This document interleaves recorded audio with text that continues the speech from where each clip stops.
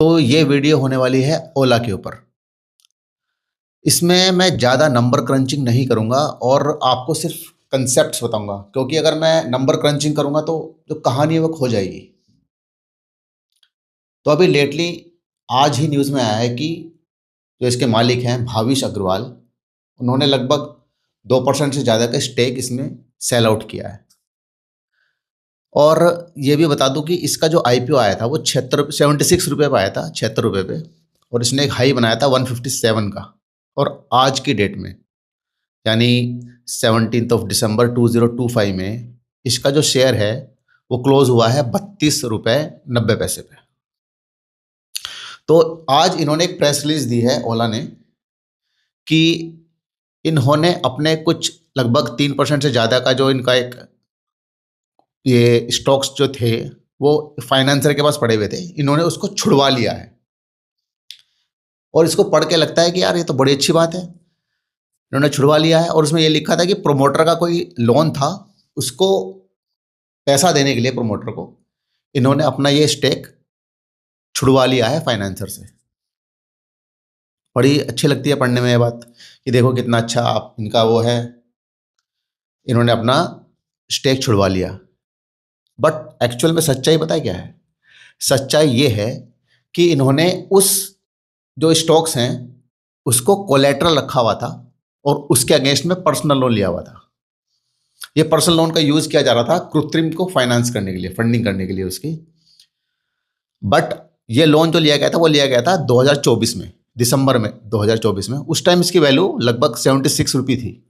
तो बैंक, या बैंक नहीं कहेंगे इसमें, फाइनेंसर कहेंगे इस केस में। फाइनेंसर जो होता है वो 50% ऑफ द स्टॉक वैल्यू से ज़्यादा फाइनेंस कभी नहीं करता। तो 76 रुपये का मोटा मोटा मान लो 36-37 रुपये का फाइनेंस किया होगा पर शेयर के हिसाब से, और इन्होंने फाइनेंस किया हुआ था। ये बिल्कुल ठीक वैसी ही स्ट्रेटजी है जैसी आपने सुनी होगी एलोन मस्क की, जहाँ पे वो कहते हैं कि वो टैक्स नहीं देते क्योंकि वो अपने लोन को एज अ कोलेट्रल यूज़ करते हैं और उसके अगेंस्ट में लोन लेते हैं और फिर उसको अपने खर्चों के लिए यूज़ करते हैं। तो ये ठीक उसी बिल्कुल डिट्टो कॉपी है उसकी। बट एलोन मस्क के केस में क्या है, उसका जो स्टॉक है ना टेस्ला का, वो ऊपर जाता है, इट गोज अप। तो वहाँ पर ऐसी नौबत नहीं आती। तो वहाँ पे ये सब बड़ी बड़ी बातें होती हैं। एलोन मस्क ने टैक्स बचा लिया, एलोन मस्क ने 1 पैसा टैक्स नहीं दिया सरकार को, ब्ला ब्ला ब्ला। और उसको बहुत ही ज़्यादा उसको हाइप करके उसको बेचा जाता है और वीडियोस भी बनती हैं उसके ऊपर, how the rich save taxes और डोंट पे एनी टैक्स और पे ज़ीरो टैक्सेस।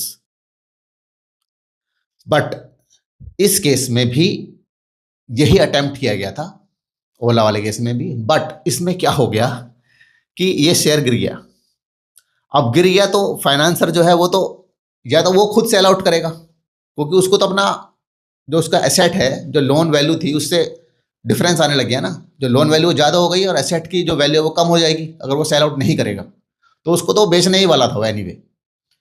तो उसको बचाने के लिए इन्होंने खुद ही उसको बेच दिया, अपने शेयर्स को अपनी होल्डिंग में से बेचा है इन्होंने, लगभग 2% की होल्डिंग। और उस पैसे को अब फाइनेंसर को देके वो प्लेज तो छोड़ेगा ही ऑब्वियसली। जब आपने उसको फाइनेंसर को पैसे दे दिए तो वो तो छोड़ने ही वाला ना, करेगा क्या उसका। तो ये है पूरी कहानी, और इसको किस तरह से मोड़ तोड़ के मीडिया में दिखाया जाता है। और ये वही बंदा है ओला वाला, इसको इतने मौके दिए गए इसके इन्वेस्टर्स ने, भाई तेरी इतनी कंप्लेन आ रही है, इनको ठीक कर लो, गाड़ियों को ठीक कर दो। इस बंदे के ना कान पे बिल्कुल जोर ही नहीं थी, और अब ये हालत है इसकी। मतलब 157 का हाई लगाया था इसके स्टॉक ने और अब 32 रुपीज़ पे है।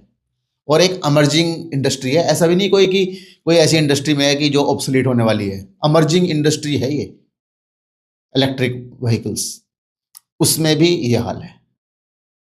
तो ये कहानी और ये वीडियो इसलिए था कि जिससे कि आप लोग अवेयर रहे कि किस तरह से घुमा घुमा के बातों को प्रेजेंट किया जाता है मीडिया में, जैसे कि pay no taxes, how the rich evade the taxes, और कैसे अपने ही कोलेटरल को छुड़ाना एक बहुत पॉजिटिव न्यूज़ मानी जाती है मीडिया में कि देखो इन्होंने तो अपने शेयर छुड़वा लिए। तो you have to read between the lines और अंडरस्टैंड द साइकी कि किस तरह से मीडिया और जो कंपनी के प्रमोटर्स हैं वो किस तरह से अपनी एक गुडी गुडी इमेज बनाने के लिए ये सब कुछ करते हैं। उम्मीद करता हूँ ये वीडियो से आपने कुछ सीखा होगा, और जब भी आप नेक्स्ट टाइम कोई रिसर्च करें अपने किसी भी कंपनी के ऊपर, तो इन बातों का भी ध्यान रखें और एक वाइज डिसीजन लें। जानकारी के लिए मैं ये भी बता दूं कि मेरा ओला में ऑलरेडी स्टेक है, तो वैसे भी इसको मैं एक डिस्क्लेमर दे रहा हूँ, और मेरी ये कोई राय नहीं है कि आप अपना ओला में स्टॉक खरीदें या बेचें। This is just a video for entertainment and educational purpose only. So जय हिंद।